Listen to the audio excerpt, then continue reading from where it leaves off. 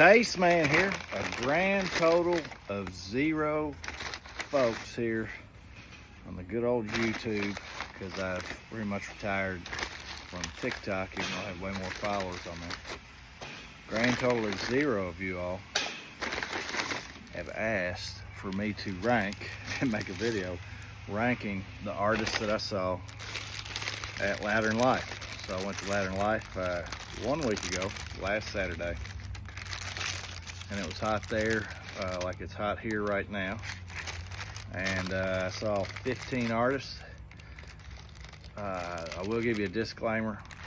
Tasteman here has unmedicated ADHD, and I wrote the artists down and then ranked them from 15, which was the worst, to 1, which was the best.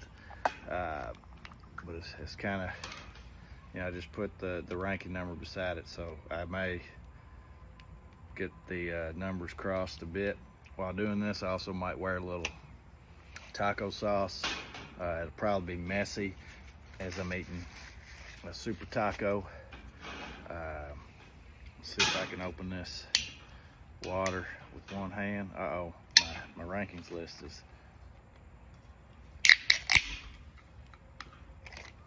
trying to escape me. Let's put a little taco sauce down on that. So, all right, anybody still with me? Or is this gonna be 100% if a tree falls in a forest, it makes a sound but nobody hears it? Does it really make a sound? We'll see with this video. My phone might blow over as well. So, number 15, the worst artist I saw at Louder Than Life, last Saturday, 2025, Attack Attack.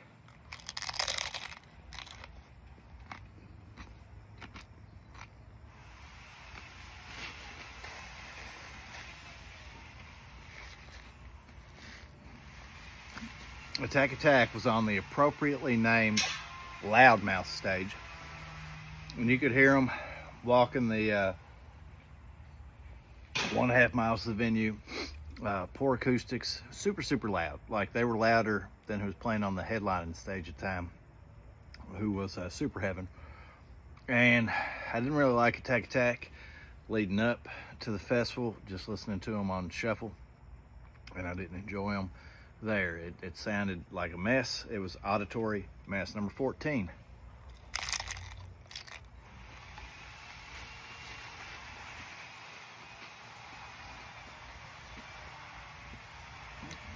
Number 14, the 14th worst band I saw last Saturday was a band that I really enjoyed leading up to the festival.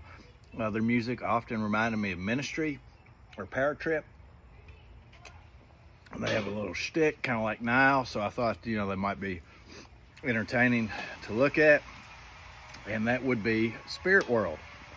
Again, the acoustics were awful. It was shortly after we got there, just kind of getting my bearings, and it just never sounded good. I don't doubt that they would sound good in a smaller club, a smaller indoor venue, but outdoors, it just sounded like a mess. Number 13, 13th worst saw. This is a band who A Perfect Circle has covered, a band named Failure. And that's basically what it seemed like watching them up on stage. Very boring. I'm older, they're older, I get it. Low energy, but like, I felt zero connection. And it was really hot. It was oppressively hot. So being there beneath that blazing sun, you know, I wanted a little more back from them to compensate for that. I mean, it's a me problem, but they were the 13th worst I saw. Number 12. Another band that I've loved since I was a teenager. I mean, this is one of my all-time favorite bands growing up.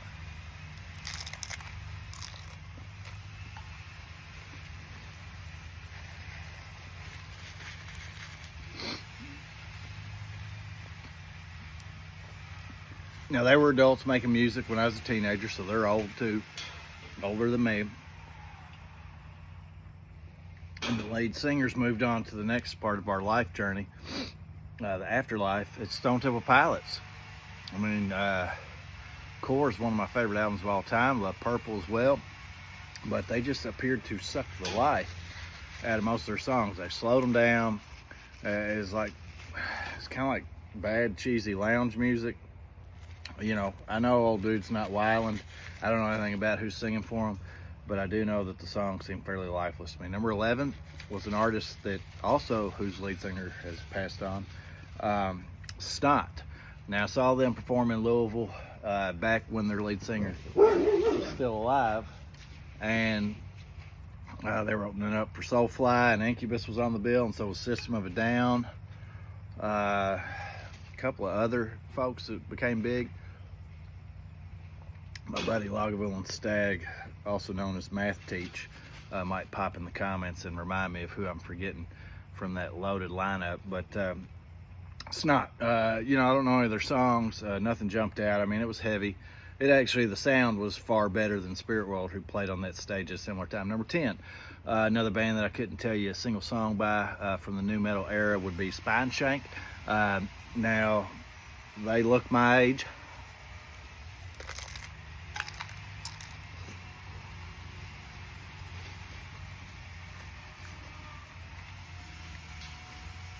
I get it. I look my age too, because we are our age.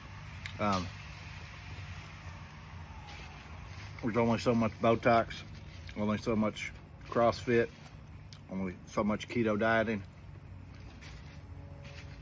only so much coconut oil on the flesh to hide your age. But, Spineshank is all right. They sounded good. I just don't know any of their songs. And, I felt old because I am old. Number 9, the 9th best artist I saw, Ashes Remains. Don't know anything about them, but my buddy, Lagavulin and Stagg, was having a very tough time with the heat and medication side effects, talking about being older. And this was under the tent, which was the big bourbon tent during Bourbon and Beyond. Don't know anything about them, but they had good energy. And they had a guy, I think, that looked like Chris Kale, 5FDP, Kale, yeah. And grew up with him, and they were pretty good. Ashes Remain. They sounded good. Didn't catch a ton of their set, but it was good. Number 8.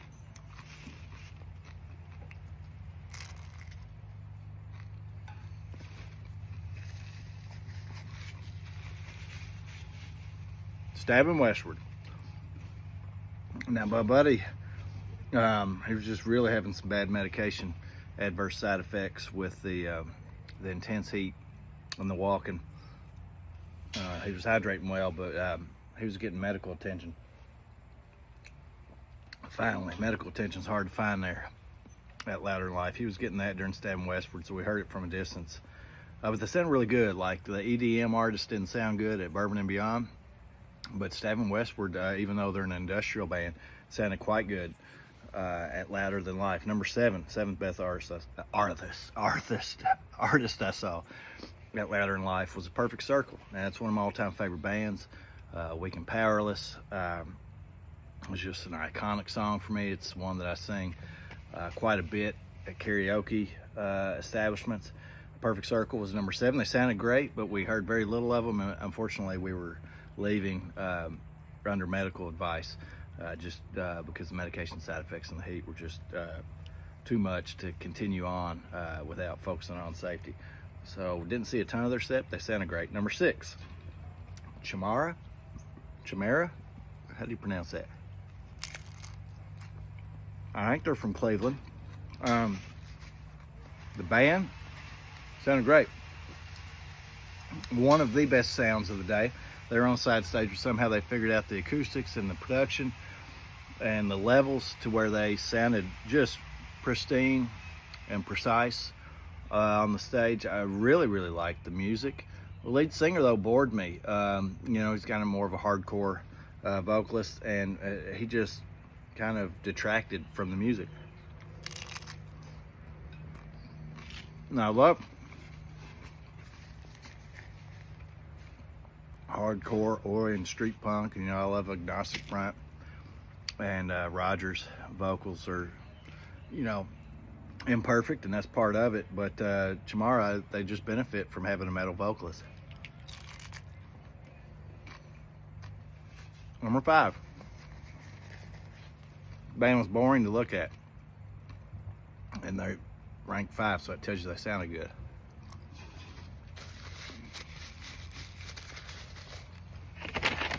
And that's their shoegaze-ish metal. I don't even know what you call this band metal. Maybe post-grunge, because I'm pretty sure they're a newer band. You know, somebody's going to come at me hot if they made it this far in the video and be like, you don't know these bands, you know, research these bands. Who are you to rank these? You know who I am? I'm the guy who's actually filming the videos and posting the videos, the imperfect videos of me ranking imperfect bands, because nobody's perfect. And you know what? If you have different rankings, which you will, because you saw different bands and you have different life experience and different things are going to speak to you, articulate that, film some videos, and talk about how preposterous mine are in your video, instead of just putting, 1.5 sentences worth in the comments, although I do love comments. All right, so I got derailed there. Did I tell you that band? Who number 5 was? It was Super Heaven. Super Heaven was the 5th best band that I saw at Louder Than Life, Saturday, 2025. Good.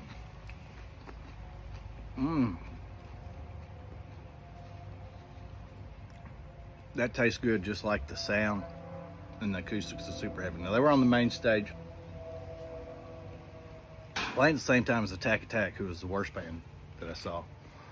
And maybe they sounded better because Attack Attack sounded so bad. But like I said, they may be post-grunge, shoegazy-ish, but they hit the spot, and I really like them sonically. Number 4, very, very heavy, very heavy. And they're older too, but unlike Spineshank, they don't show it. Like, they have aged far better than I have. They look decades younger than me. It's Kitty. Oh my gosh, they're so heavy live. And the singer and drummer, who also growls, original band members, I mean, they still have the energy. And Kitty are very impressive. Easily one of the heavier bands, and they had good acoustics.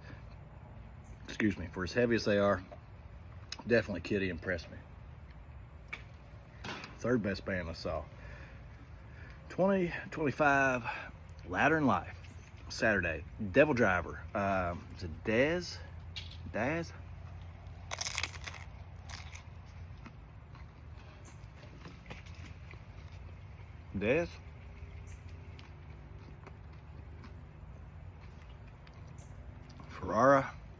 Fiaria. Once again, you can point out that I'm underinformed. The Cold Chamber dude. Their album Outlaws to the End is one of my favorite all time. You gotta dial it up. It's like Hank Williams' third when he goes heavy. It's just phenomenal rockabilly metal. Actually, just straight up metal covers of country-esque classics. But anyway, I don't think they played anything off of that live, but they still were great. I didn't know most of their songs because that's really all that I'm aware of in their catalog. I'm a huge fan of that album, but the rest of their material, I enjoy it, but I don't seek it out. Don't own any of the CDs and wouldn't know a single song. But despite that, they sounded excellent. They had great energy. They look the part of a metal band. They look their age, but they still got the energy and the passion like Kitty. And they came across really good. And I probably need to, I do need to dig into their catalog beyond Outlaws Till the End. Second best band that I saw, Louder Than Life, last Saturday, was Acid Bath. Huge fan of Dax Riggs and their guitarist, who founded GW. You know who I'm talking about, but if I say that band name, the viewing of this video goes from a ceiling of 20 viewers to a ceiling of 2, myself and somebody else who just happens to go to my page and just randomly click on the video because it would be kept off of all the For You pages. But anyway, number 2 is Acid Bath. Now, the heat was oppressive. And it was really hard on my buddy because he went out there to watch Acid Bath too. But the medication side effects were really hard on him during this. But Acid Bath sounded phenomenal. I got up close. That's a band that, even though they were on the main stage, I got right up on the rail in the center. Didn't mosh. I love moshing. Huge fan of moshing, but it's just a bad idea at a music festival. And Acid Bath, they slow it down so much. They're disjointed, difficult band to mosh to, and I've never cared for crowd surfing. It's just never been my jam. And y'all get quite a reaction out of me if this hornet stings me, because I have high pain threshold, but hornets or wasp stings, I mean, you can't ignore them. They're powerful.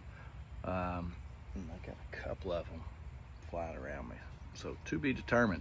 And if they don't like these rankings, they may come after me. The best that I saw, best band I saw, Louder Than Life, 2025 Saturday.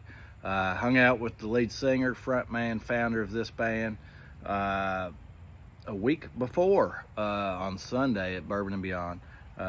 Former frontman of Violence from Northern California, Mr. Rob Flynn and Machine Head. You know, they're encouraging people to do, you know, crowd surfing and moshing and all that. And Rob does quite a bit of what I call cheerleading from the mic, where he directs the crowd into doing different things with horns or fists or moshing, or, you know, pushing people to the side so you can come in and do that wall of, you know what it is, Chuck Schuldiner band. Wall of Chuck Schuldiner band. So people can do that. Like I said, I'm trying to keep the ceiling for this video to 20 eyeballs as opposed to 4. Or actually 40 eyeballs as opposed to 4, you know. Aim high like the military slogan. But Machine Head just had a lot of authenticity.